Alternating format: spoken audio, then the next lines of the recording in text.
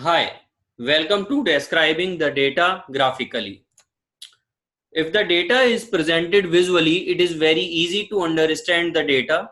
By presenting the data visually, the shape and pattern of data can be easily understood. For example, if we see the different type of graphs at the bottom of this particular slide, you will understand that the data can be presented visually by using a variety of graphs.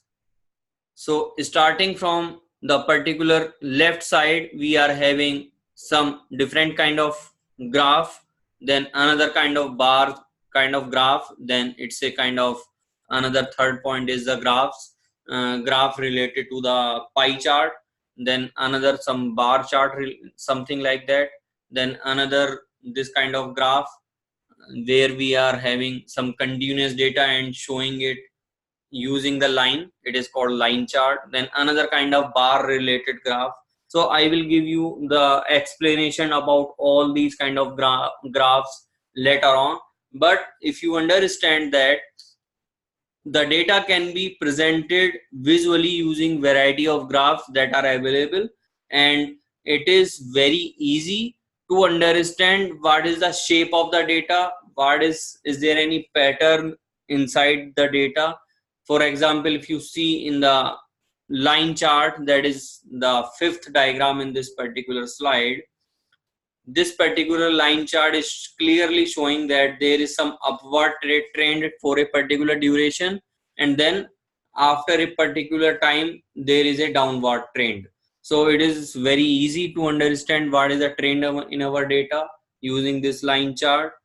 Again, if you look at the pie chart, you are able to understand that the red particular the data represented by the red portion of that particular circle is the maximum, having the maximum frequency. Okay, so based on these particular charts, it is very easy to understand the pattern and the shape. So we are generally always representing our data visually using these kind of different graphs. Now moving towards the measures of centers. In measures of centers, basically we understand about mean, median and mode. Might be you are aware about this already, but in statistics, let me move towards each one of these so that we can understand how these are used in the context of statistics and how it is useful in descriptive statistics. Mean is the sum of observations divided by the total number of observations. What is the meaning of it? The meaning, like, first of all, the value should be numeric. So it should be either a discrete or continuous data. Generally, it is a continuous data, like the height of students or the weight of students or the salary of employees, like that. So what we do is we sum up all these values and divide by the count. So if we are having, let's say for the sake of example, there are three values. One is 5, another is 8, another is 10. So what we will do is we will add these three values. 5 plus 8 is equal to 13, 13 plus 10 is equal to 23, then divide by 3. So 23 divided by 3 will be approximately to 7.9 or 7.8 something. So what is the meaning of 7.8 or 7.9 that we have got? The meaning is that on an average the value is nearby 7.9. all the values are nearby 7.9. so if we say that I want to represent these three values using a single value, then 7.9 can be that value.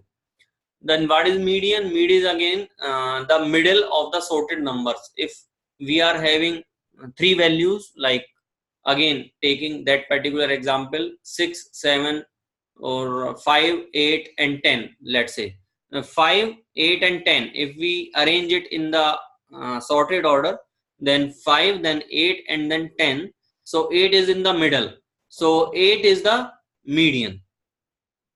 So we can say that our data set that we are having, 8 is representing that data set because all the values are surrounding that particular value 8.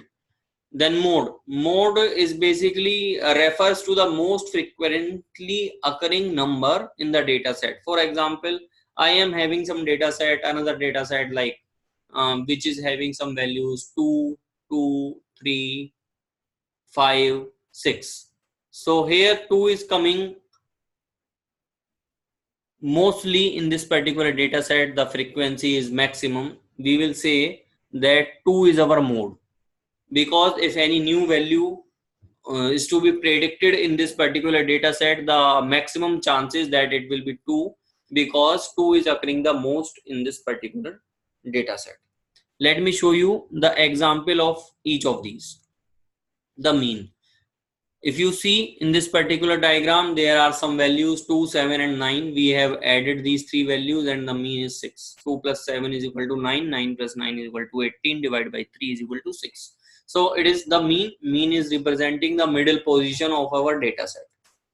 Now median. Median is all about taking a single value from the middle.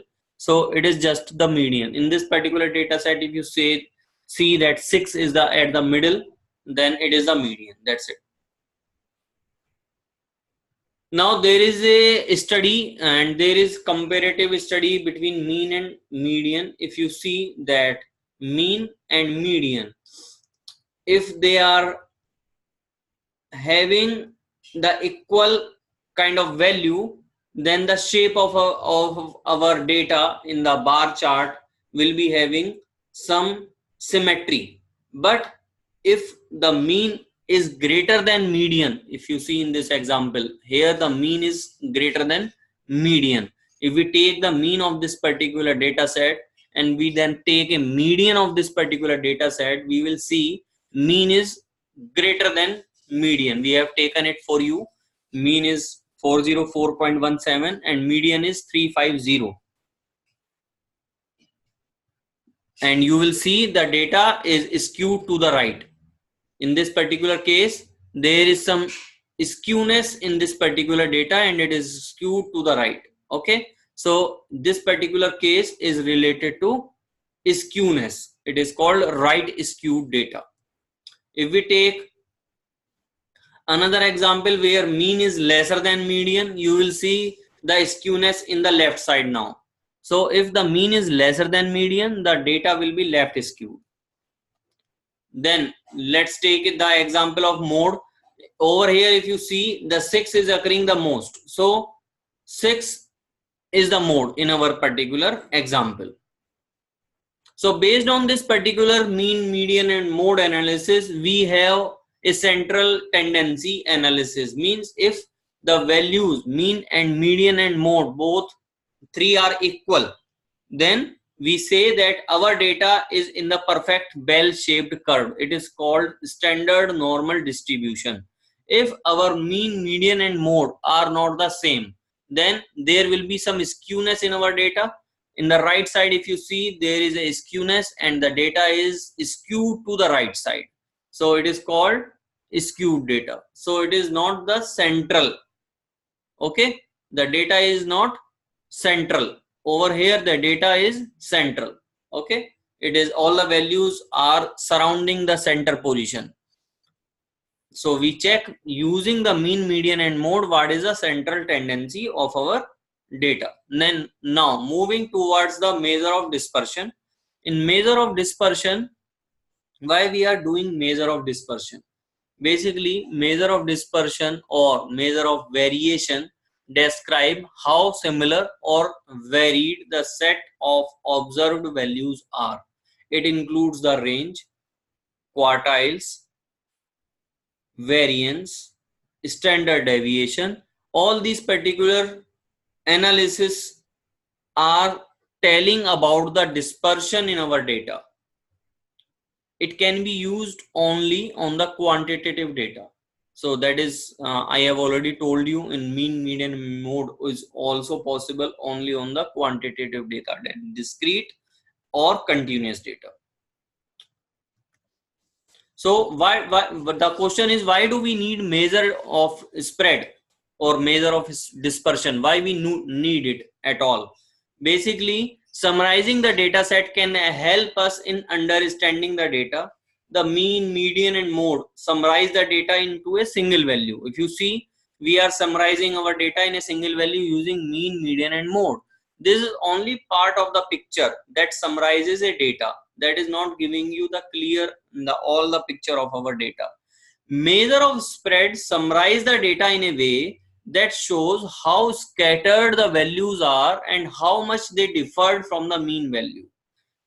For example, if you see over here, for the firm 1, the mean is $33,500. For firm 2, the mean is $33,500. But if you see, the values are dispersed differently over here. Firm 1 is having as a second value something different, firm 2 is having something different. So how we will know that how the values are distributed over here? Okay, so that is an example I will show you. Now, two more things that we will discuss about here, about variance and standard deviation. The variance is the average of square differences from the mean. I will show you an example for that. And standard deviation is just the square root of the variance.